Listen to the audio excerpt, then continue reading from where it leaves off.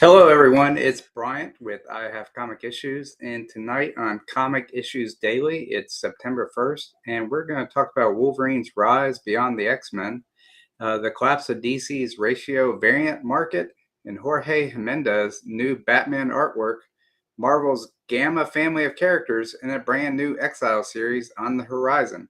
I do apologize if I mispronounce any artist names. I believe I got it correct, but I do apologize.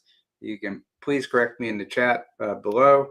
All the all the links to the stories and articles that we're covering today are going to be in the description below of the video. So check that out if you want some further information. But our top story tonight is Wolverine has outgrown the X-Men, and that's bad for Marvel. The article comes from comicbook.com. They make the case that Wolverine, one of Marvel's most popular and bankable characters, may actually be too big for the X-Men. The article traces Logan's rise from his debut in Incredible Hulk 180 to 181 to his breakthrough as a mainstay in Uncanny X-Men.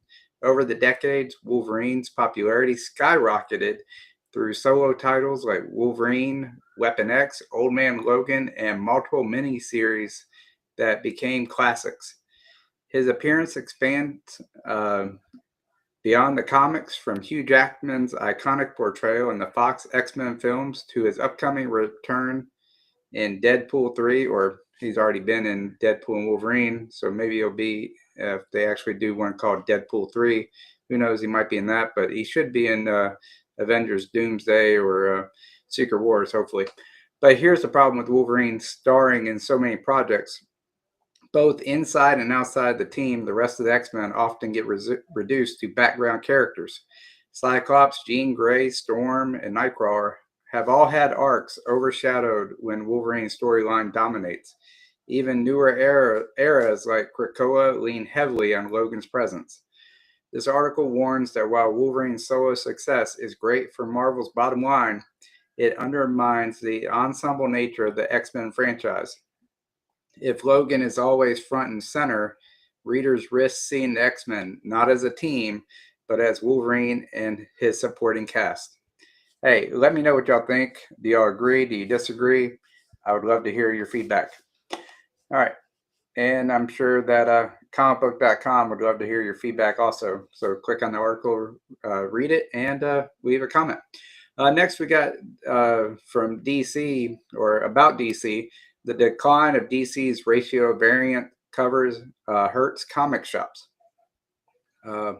This is from Bleeding Cool.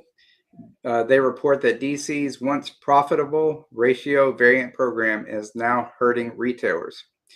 Ratio variants are special covers available only if comic shops order a set number of books of the regular issue, which most of y'all already know that. For example, a 1 in 25 cover requires 25 copies of the main book.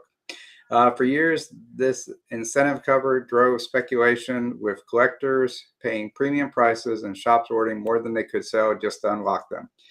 But according to retailers interviewed, demands for these ratio covers has collapsed.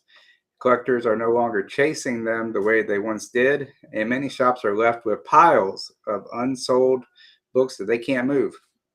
The results: tighter margins, wasted inventory, and frustration from shop owners who say DC's reliance on variants is unsustainable. The decline reflects a broader cooling of variant cover craze, and it may force publishers to rethink how they use collectability to drive sales. Next article we got here is about Jorge Jimenez, new DC Batman corner box debuts this week.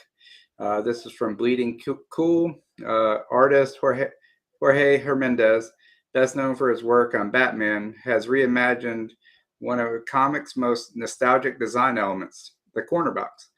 In the Silver and Bronze Age, corner boxes featured small headshots or team lineups, instantly recognizable on comic racks. Jimenez is debuting a fresh take on this idea for DC's Batman line.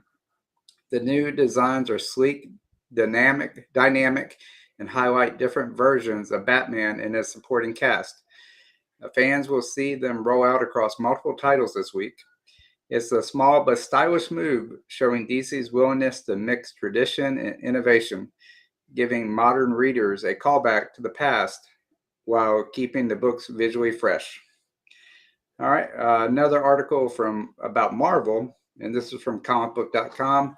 The 10 most powerful gamma-powered characters in Marvel Comics. This article has most of those in it, or this little summary has most of those characters. Comicbook.com ranks the heaviest hitters in the Marvel Gamma family, all connected to the same radiation that created the Incredible Hulk. Naturally, we got Bruce Banner, the Hulk. He takes the top spot, with his limitless strength growing the angrier he gets. But the article also highlights She-Hulk, Jennifer Walters, whose gamma mutation leaves her with both brain and brawn, allowing her to balance her lawyer career with her superhuman life. Then we got Red Hulk, or General Thunderbolt Ross, bringing military cunning to his gamma power, while A-Bomb, or Rick Jones, Hulk's longtime ally, adds raw toughness and loyalty to the mix.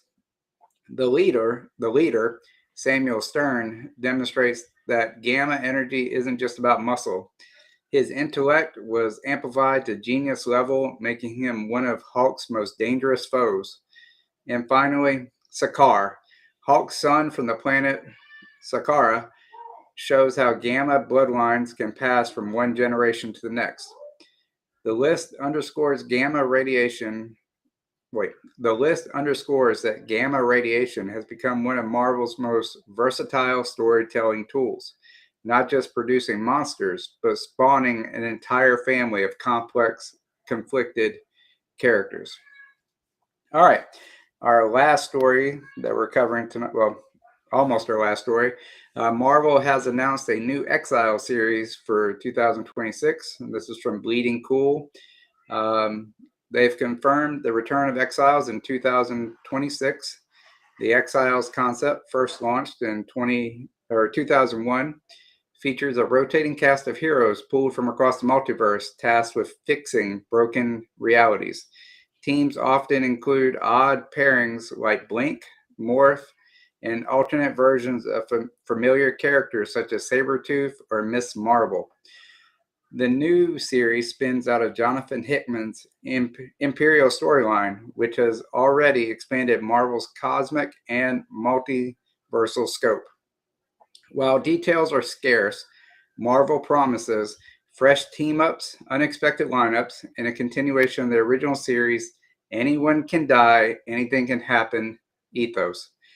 For a longtime reader, it's a welcome return of one of Marvel's boldest and most unpredictable team books. Be honest, I haven't read a lot of Exiles. I do remember when they first came out. I did think it was pretty cool, but it was a while back when I first read those.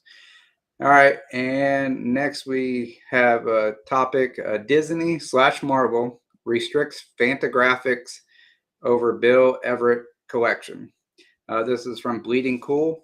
They also report a controversy over Bill Everett, the legendary creator of Namor the Submariner. Fantagraphics planned to release a collection of Everett's Golden Age horror comics, but Disney and Marvel stepped in to block 6 of those stories from being included. These were pre-comic code horror tales from the 1950s, and fans were eager to see them reprinted. The restriction has frustrated collectors and historians who argue that corporate control is limiting access to classic materials and should be preserved and celebrated. The move raises broader questions about copyright, ownership, and how much of comic history is essentially locked away due to licensing restrictions. Yeah, sometimes it's not about the dollar. It just needs to be about getting the art out there so people can enjoy it again and again. Recap what we've gone over. from DC. They talked about the ratio variance declining. Jorge Jimenez updating Batman's iconic corner boxes. And Marvel's had a full day. Talk about Wolverine outgrowing the X-Men. The Gamma family ranked. Exiles has been confirmed to come back in 2026. And Bill Everett's horror stories have been blocked from the Fantagraphics collection. Today has been a busy news day with major character analysis, industry shakeups, and Marvel announcing the fan favorite series return. That's your comic book headlines for September 1st. If it helps you stay current, please subscribe and hit the bell so you get notified of future episodes of Comic Issues Daily. And we'll see you tomorrow. Thank you for being here and have a good night.